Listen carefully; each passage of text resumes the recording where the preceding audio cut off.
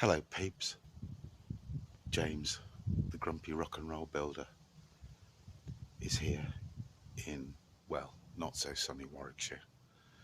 I'm just in the middle of a job for my mum actually, strangely enough, working on a conservatory that I built for her 30 years ago.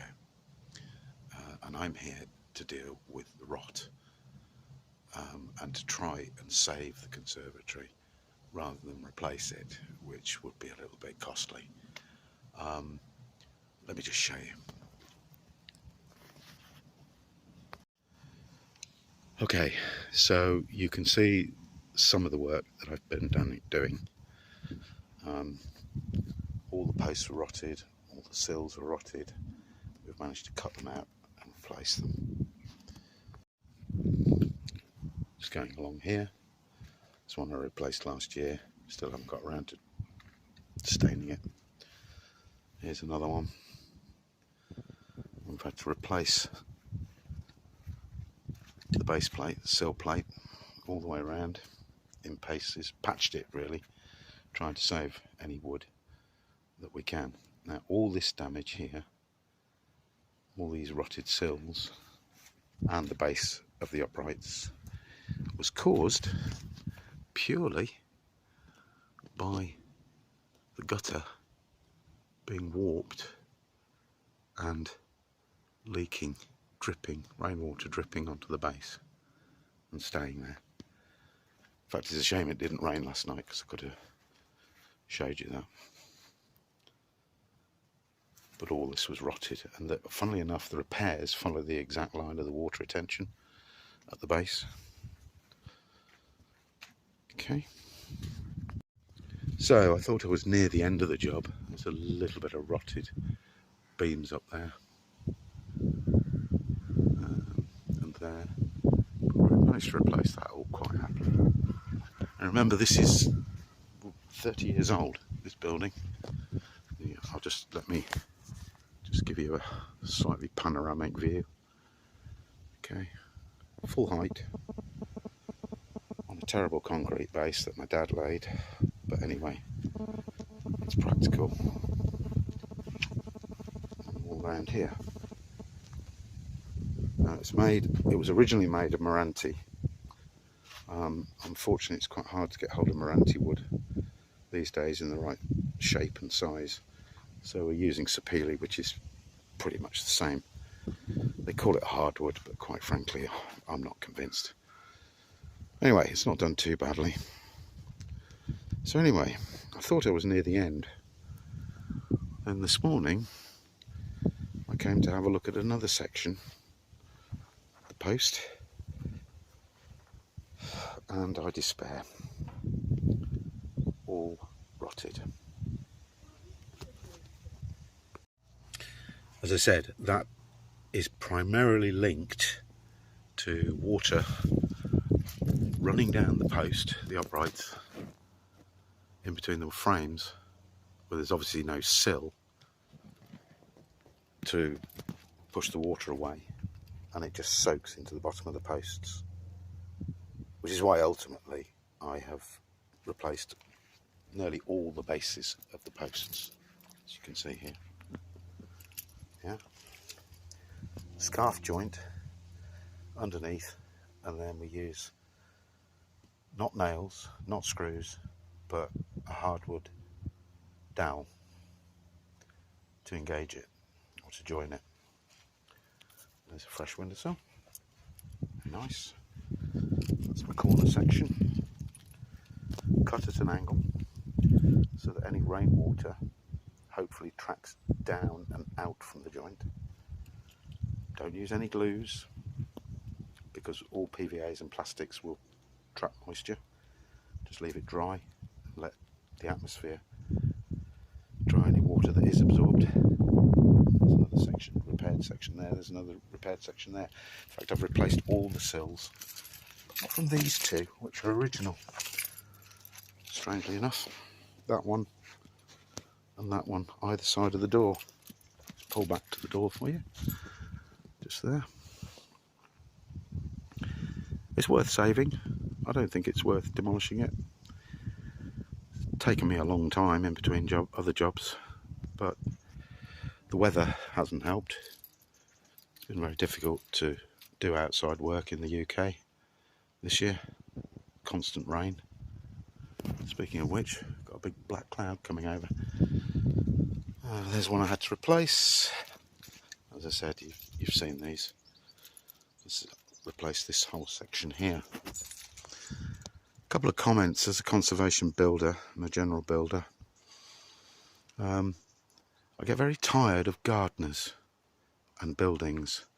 As you can see, my mother is a gardener, and as you can see, we've got growth all over the place, plants everywhere. I mean, it's very pretty and it's very idyllic because she's very good at what she does, and it is a beautiful, beautiful garden. It's very, very tranquil.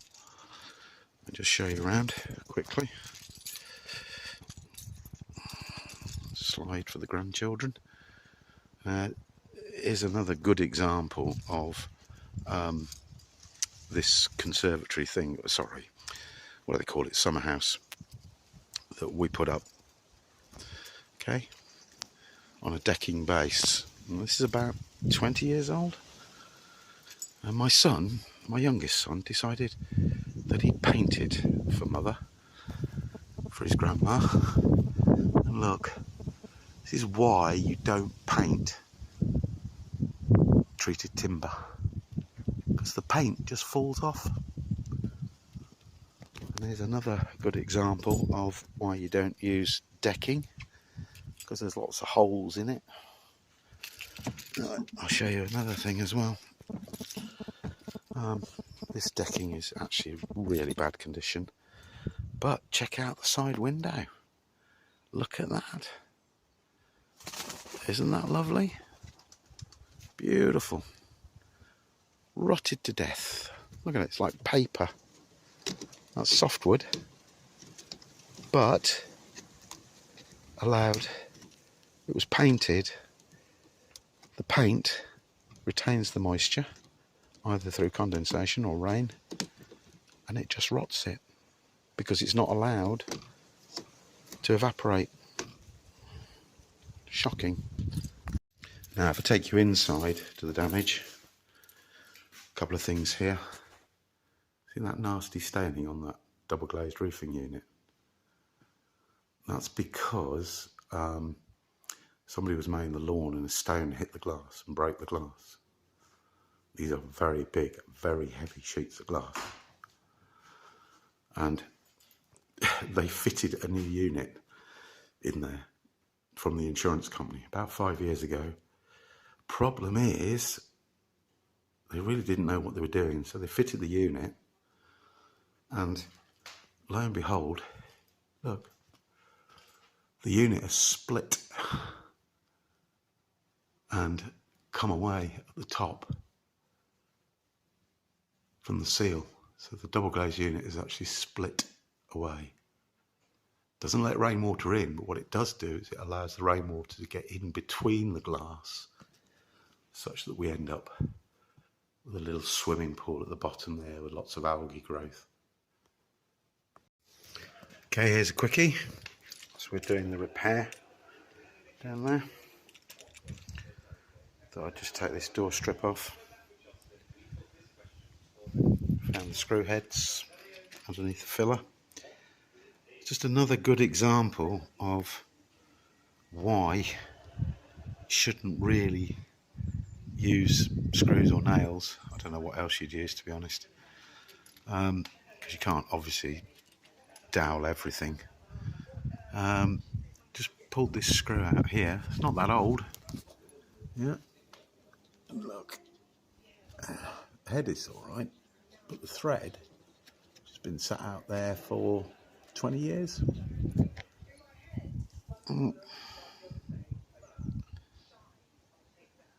It will come into focus. Yay! There you go. Rusty as hell. And that is a quality spack screw as well. Great, isn't it? Lovely.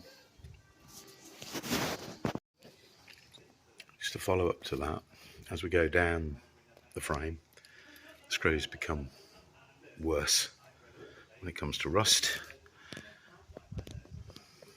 Okay, but here I just found one, and quite deep. Obviously been soaking in water for ages. Yeah, and I can't get the damn thing out. Yeah, no matter what I do. Hang on.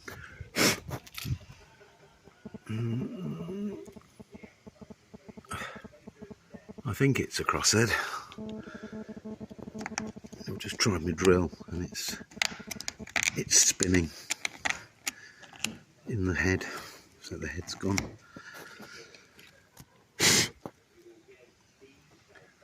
Oh dear. Life is shite, isn't it? Right.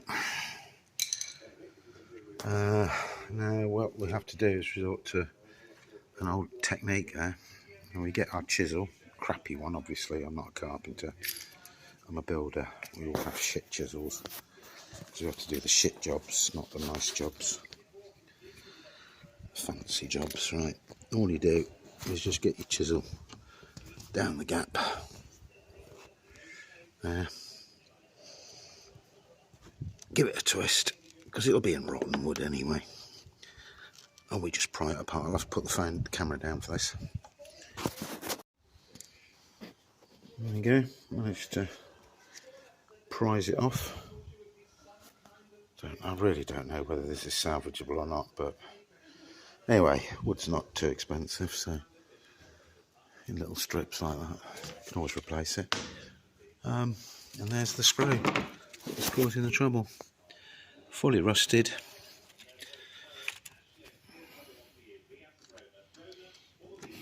Won't move. It's spinning. So we'll use the hammer drill. That's a hammer drill. Okay. We use gravity against the wood, as long as it's firm. Yeah. And we pull the thing out. Oh, there we go. Who needs a screwdriver or a drill driver? There you go. That's all out. Screws are all out. That just makes my life easier, because I've got to cut a 45-degree angle at the base of this post. Well, not 45, just make up the angle, whichever suits. The thing is, look, it's paper. Oh, here we go. Look, it's paper. Oh, it's paper where the water's been running and sitting for a long time. Oh, more paper. Oh, turn to paper. Yeah. We'll have had some creatures nesting in there, because they do, you know, the bugs do love it moist. They really do. So, what am I going to do here? I'm going to have to keep working my way up with the chisel till we hit solid timber. Where will that be? I think it'll be about there. So, unfortunately, what have I got to do? Yes, folks. Hinge off. Oh, look at the rust on there. Rust.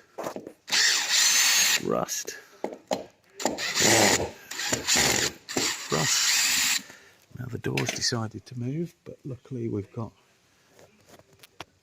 two other hinges to hold it in. So we take that off. These are very, very heavy, large glazed doors. These are very heavy. Take those screws out. And that one. And then we can flip the hinge away from the timber. It won't like it. It'll try and, the door will try and move. Yeah, we can see it wobbling. But it gives us access to here. So we just keep poking till turns to wood again. Of course, this is why you can never estimate a job. Yeah, very hard to do an estimate for repair here, because you just don't know till you're on the job how far you got to go and how much you got to replace. Interesting, isn't it? God, I love rot. It's what keeps me in work. It's fantastic. Now, keep painting your crappy buildings, your timber buildings, because I love it. I think you're all nuts, personally, but you keep painting them, my lovelies. Here we go. Let's get the other tool in there, just to see how far we go. Oh, it's mostly internal. The outside, look, it's just rotted from the inside out. Water pouring down the post and then settling at the bottom. Now, some people call this rising damp. Yeah, this is my pet hate. It's my biggest hate, and I'll explain all that in another video. Right, because there's no such thing as rising damp. There is capillary action, obviously. Wood is very good at absorbing water. I suppose it does rise in a way. But the root cause of that, it's got nothing to do with moisture coming up from the ground. It's not coming up from the ground. Look, if I pull that away, it dries out. Yeah. It's not going upwards. It's coming down from the rain and settling at the bottom. And then it's trapped down here. And the wood goes, oh, acts like a straw. So yes, it does suck it up. But it's not water coming from the ground. It's water coming from the rain up there. Yeah. Water doesn't go up. It comes down due to gravity. Believe it or not, I know it's amazing. Common sense, isn't it? Then it does get wicked up. Yeah. So I suppose you could call it rising damp. But it's not damp from the ground. Or, yeah, look. This is why. Let me show you. This is perfect, right? When Dad and I built this, well, I built it with my dad. Yeah. We were told by the architect that we had to lay a waterproof membrane underneath the timber on top of the concrete, because after all, water could seep up the concrete, yeah, and up into the frame. What a load of rubbish. Huh? Yeah, this concrete's wet because it's been rained on, but it does dry out, believe it or not. Rain coming down here settles down here, and guess why this is rotted? Excuse me. Look, there's the membrane. There's a bit of silicon. There's a DPM, damp-proof membrane, or damp-proof course, if you want to call it. Look, that we laid.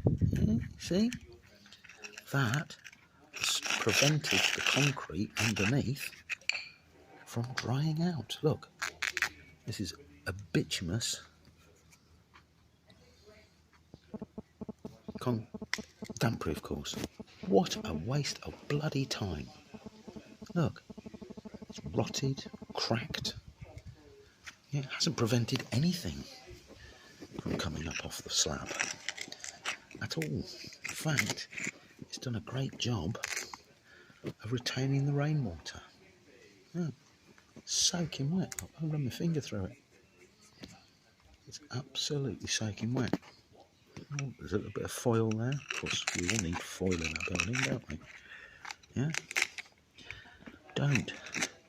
Don't do this. If you want to keep your timber dry, don't put it on top of a plastic or waterproof membrane. Because if any water gets in there from the weather, it's going to rot it. See, it traps the moisture. Oh, the wood will wick moisture all day long. But it's much harder for it to leave if it's trapped under a bit of plastic, or a bit of shit, or a bit of crap. Called a damp proof course. Hilarious. Anyway, don't start me on that. I'll do a whole video on damp proof courses. You'll love it.